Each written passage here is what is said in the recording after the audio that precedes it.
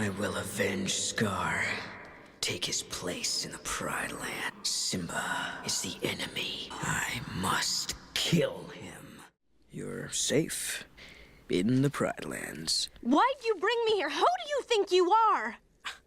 I think I'm the one that just saved your life. Oh. Not from where I'm standing. When we think of Kiara and Kovu, we often see them as the embodiment of unity, the love that bridged two warring factions and brought peace to the Pride Land. But was their relationship truly as stable as had seemed?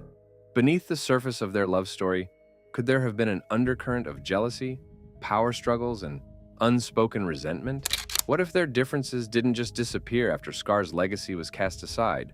What if, deep down, Kovu struggled with his place in the new Pride Land, and Kiara felt the pressure of living in her father's shadow? Could it be that the perfect royal couple wasn't so perfect after all? But the question remains, was their love truly built on equality, or was an imbalance always lurking beneath the surface? To understand this, we need to explore the foundation of their relationship and the unspoken tensions that shaped their roles in the Pride Land. From the moment Kovu was accepted into Simba's pride, the balance of power was clear. Kiara was the rightful heir, and Kovu was merely her consort. But did Kovu, raised under the influence of Scar, ever fully accept a supporting role? Or did a part of him, no matter how small, still crave something more? Unlike Simba and Nala, who were equals in their reign, Kiara and Kovu had an inherent imbalance. Kiara was born into royalty, while Kovu was chosen by Scar to rule, only to have that destiny ripped away. Even though he turned against Zira's vision, the question remains, did Kovu ever fully relinquish the idea that he could have been king in his own right? A perfect example of this tension appears in The Lion King II, Simba's Pride, when Kovu first returns to Pride Rock after Simba reluctantly allows him to stay. The Pride watches him with suspicion, treating him like an outsider, and Simba clearly doesn't trust him. This sets a precedent. Kovu, no matter how much he proves himself, is never truly seen as the heir, but rather as a guest in Kiara's kingdom. Did this create an unspoken frustration within him? We also see glimpses of Kovu's internal struggle in his first conversation with Simba. When Simba tells him, "You will never be Mufasa," there's a moment of hesitation in Kovu's eyes, a flash of something deeper. Does he resent the fact that he will never be seen as a true heir, despite being trained to lead? And on the other side, Kiara. As Simba's daughter, she was raised with expectations weighing heavily on her shoulders.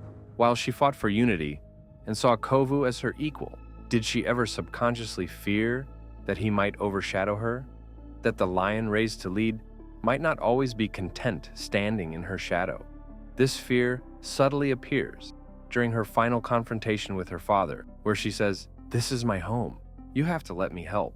Kiara is constantly battling to prove her worth as a leader, not just to her father, but perhaps even to herself. But even as Kovu tried to move forward, the shadows of his past loomed large. Could anyone truly erase years of conditioning and manipulation overnight? Or did Zira's influence continue to shape his decisions in ways he didn't even realize? Zira, Kovu's mother, was more than just a fanatical follower of Scar. She was a master manipulator who conditioned Kovu to believe that ruling was his destiny. Even after he turned his back on her, did her influence ever truly leave him? Throughout The Lion King 2, Zira's words echo in Kovu's mind, particularly when she tells him, "You are ready. My son is ready." These moments of intense pressure may have left scars deeper than Kovu was willing to admit. Could he ever fully detach himself from the idea that he was meant to rule? And if so, did this create friction between him and Kiara? Zira's death may have symbolized the end of her physical presence, but her ideology didn't just disappear. The Outlanders who followed her believed in her cause, and some of them might have still seen Kovu as Scar's rightful heir. Did Kovu ever struggle with the temptation of reclaiming that identity, especially when faced with doubt about his place in the Pride Lands? One of the strongest indications of Zira's grip on Kovu's psyche is in the ambush scene. Kovu hesitates as Simba is being attacked, seemingly torn between his old training and his new loyalty.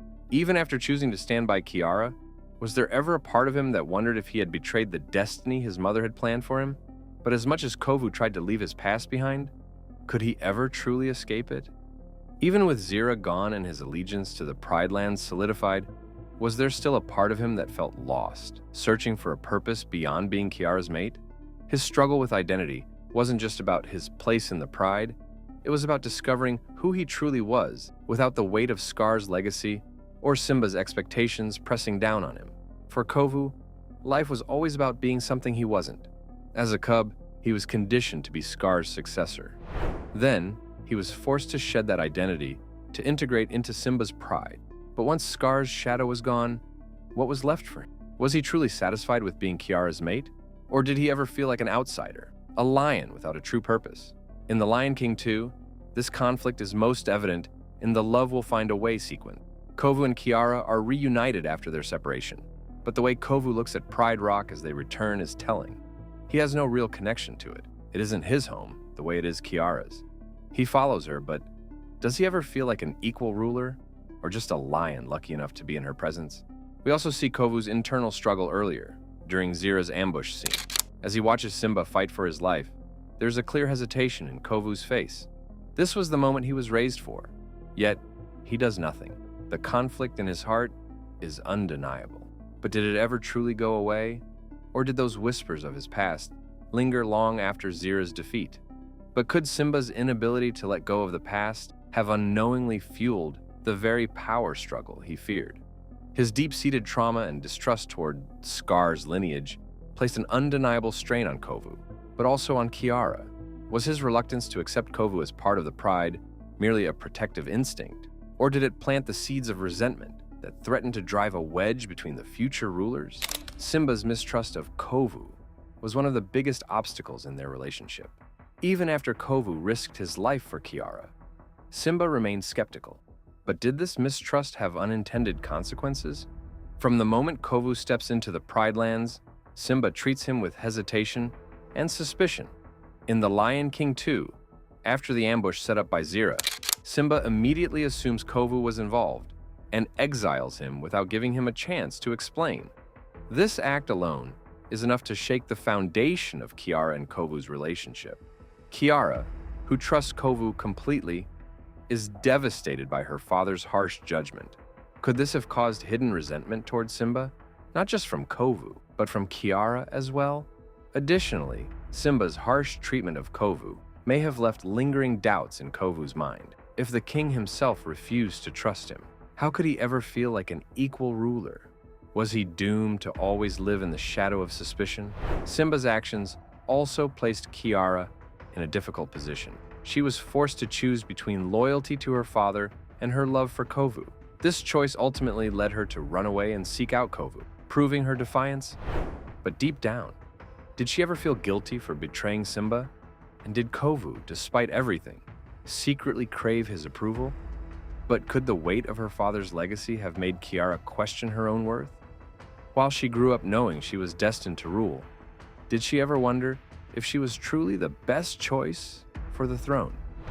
And as Kovu stepped more into leadership, did that insecurity grow into something more, perhaps even resentment? While Kovu struggled with finding his identity, Kiara had her own battle, living up to her father's greatness. Simba wasn't just a king, he was a legend. The lion who avenged Mufasa, defeated Scar, and restored the Pride Land. No matter how much Kiara loved Kovu, did she ever secretly fear that he was more suited for leadership than she was? That the Pride would naturally look to him for guidance despite her royal bloodline? One of the most telling moments in The Lion King 2 is when Kiara attempts to hunt alone, but fails miserably, nearly getting herself killed in the process. She isn't seen as a strong leader yet, and she knows it. Could this insecurity have later played a role in her dynamic with Kovu? We also see Kiara's deep frustration when Simba refuses to listen to her. When she finds Kovu exiled, she rebels against her father's authority. But is there a deeper reason behind this? Was this about Kovu, or was this about proving to herself and to everyone else that she was capable of making her own decisions? But just because the prides were united, does that mean all tension vanished overnight? The Outlanders had spent years under Zira's leadership, being taught to despise Simba and his pride. Even with Zira gone, could old grudges have lingered beneath the surface? Did every Outlander truly accept Kiara and Kovu's rule?